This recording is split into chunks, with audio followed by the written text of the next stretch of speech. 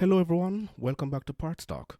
Today I'm reacting to an article from The Driven entitled EV Charger Wars, actually. Anger and death threats as frustrated owners unplug electric vehicles. The link to this article will be in the description box below. For my listeners, you can watch this full episode on my YouTube channel. But before we begin, please check out my new ebook, The Parts Manager Guide, Proven Strategies Used to Maximize Sales and Process Improvement, exclusively available on Amazon. But before we begin, remember to hit that like button for more content and subscribe if you find my topics informative, so you will be notified when I drop a new episode. It will only take you 1.5 seconds. A friendly reminder that I may be the only program that takes you beyond the sales department consistently. Others focus specifically on cars, their performances, look, style, features, and DIY videos from mechanics. So let's get into this article. It was published on February 8, 2022 of this year. Let me read. Electric car etiquette is something all new EV owners and combustion car owners for that matter are faced with learning, and often it is via the unwritten book called experience. We all know that. We live and we learn every single day. One Nissan Leaf owner, Andrew Till, who goes by the Twitter handle Mr. EV, recently took to social media channel to get some feedback after he upset the owner of an EV he unplugged so he could use the public rapid charger in Canterbury in southeast England. I'm a Gina Point charger, says Still in the posted video below. We're going to show that shortly. When I got there, I could see another Leaf using it. So I pulled in and there was no whirring sound, buzzing sound when you plug a EV charger in, and it constantly makes that sound until it is all finished. And then for some vehicles, you will also see a green light either by the side or on the charger or inside the car itself. As a whirring sound, it is not always audible while charging, which is true. He says he also checked to see if there were any flashing lights in the Leaf and didn't see anything. So I unplugged the Leaf and plugged in my car, he says. That's a big risk. After returning from the local shop, which was about to close, he said he found the other Leaf owner there pacing around. He didn't look happy at all, says Still. Asking the person if it was their Leaf, he says they replied, "No, not cool, piss off." I would too. I mean, the audacity to unplug someone else's car while they're not there.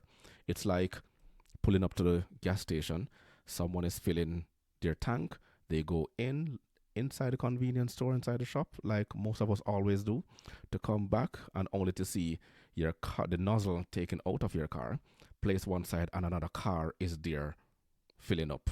I mean, they will be basically pissed off just the same. So it's the same concept. It's just different scenario, but if you get the idea. He says he tried to explain that the car can't be unplugged if it is not charging, but then the other man wouldn't listen.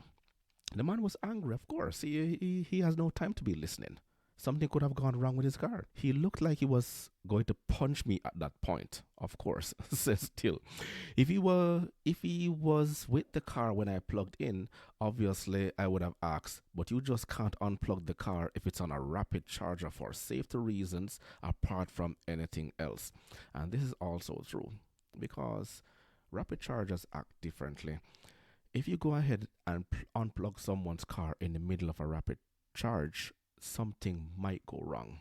It may send a breaking point, a rapid circuit breaker might even go off. You may not know exactly what may happen at that time if you go ahead and unplug someone's car. We're still in the learning process when you're dealing with some of these things. So, I mean, you have to be very, very cautious when you're dealing with electric vehicles, because we're still in the infancy stage understanding how some of these mechanism works. So here's this video right here, and I'm going to play for you to hear what he's saying. Just had a really weird experience.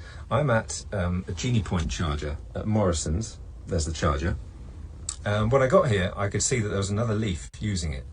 So I pulled in and I checked the machine. There was no whirring sound. It's not completely obvious on these machines really if it's charging or not, but there was no whirring sound. And I looked on the front of the Leaf, there were no flashing lights. So I unplugged the person and then I plugged in myself because it was pretty clear that it wasn't charging. And also in the Genie Point app, it said charge now. And if it says charge now, that means that the charger should be free. Should be available, I should say. So yes, when I unplugged this leaf and plugged in myself, and I just went into the shop and I came back and there was a guy pacing around and he did not look very happy at all. He was very disgruntled, and I said, was that your leaf? You'd finished charging, right? And he said, no. Not cool, mate. Not cool, mate. Piss off. I said, I'm sorry, but I could. He said, not cool. Don't talk. I said, can I just explain? You can't unplug it if it's charging. It wasn't charging. Not cool. And he didn't want to know. And he looked like he was going to punch me at one point. And then he drove off. But I thought that was really odd. So it's funny with my previous video about like etiquette. It's strange that I feel like the roles have been reversed and I've upset someone else. I mean, if he was with the car when I plugged in, and obviously I would have said, you know, are you still charging? You know, I would have asked, albeit in a very unique, polite manner, but still I would have asked. But in this case, it really wasn't charging because you just can't unplug a car when it's charging on a rapid charger for safety reasons, but for anything else. So did I do the right thing? Obviously, if there's a charger, and if again, I've got to say this is the only rapid charger for public use in Canterbury, right? So if there's a charger and it's not being used, even if it's occupied and plugged in, surely it's okay to unplug the other car, right? And plug in yourself? What do you think? What do I think? He actually got over 286 replies right here. But other EV owners have been more than willing to offer their thoughts on the matter. Some told of extremely angry responses in some cases. Musings EV said, the rule is never unplug another car if it's charging. In this case, no lights on car. Nothing on the charger screen, nothing on the app. Cable unblocked, ergo. Not charging, unplug away. If he doesn't want to discuss it, that's his problem. You did nothing wrong. Which, I mean, everyone is entitled to their own opinion, but he's also lucky he has a clean face recording this video. It could have gone extremely south. Another EV owner responded to this saying they were actually threatened with death after unplugging a BMW i3. While the threat was likely empty, the sentiment was over the top, to say the least. That's absolutely terrifying, says Till. And they go back and forth in the article right here. But I have witnessed personally road rage. Okay? Persons will cut people off in traffic and then you'll see them arguing. Then they will pursue each other. Then a fist fight follows. Road rage is something that is very common. It is happening even now somewhere in the world, road rage, because there are so many cars on the road. We are in a very fast-paced world right now. World economic crunch is going on, and people have so many on their minds: family, stress, work, everything that is going on. And then, I mean, the way how some people drive on the road, it's also unforgivable. Now, we see this all over the news media. Then there's also toll rage. Yes, toll rage is where drivers will race to see who gets first in the line at a toll booth, and then the cars collide. Then one will one will actually get cut off, and then there's usually an accident at a toll booth, and that's where most times the fight begins. But this is actually a new one. I will name it charge rage. If anyone can find a cooler name, then by all means, bring it on.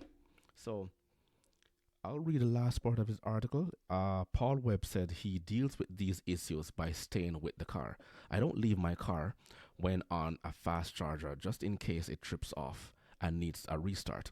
Personally, I wouldn't touch another car, but I'd be there waiting when the guy got back and point out his error, he says, which to me is the right thing to do. And in a previous episode, I mentioned that I passed someone sitting down in their Tesla at a charging station, and they were inside there basically sleeping, waiting until the charge was finished.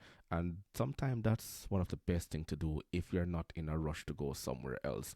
And with the most gas stations that are going under right now, They'll have to restructure their operations to facilitate people charging their cars while they wait inside, having a coffee, having a lunch, having different things going on. Then rules, regulation, and policies are gonna have to be in place, um, and visual for persons to understand that, it's not polite to unplug someone's car if they're not there, but at the same time, no, courtesy, decorum, and etiquette is always needed whenever we're going out in public, and in all means is to have the utmost respect for everybody that is there. But what do you think? Leave your comments down below. Remember to grab a copy of my book, The Parts Manager Guide, on Amazon, and smash that like button on your way out. Until next time.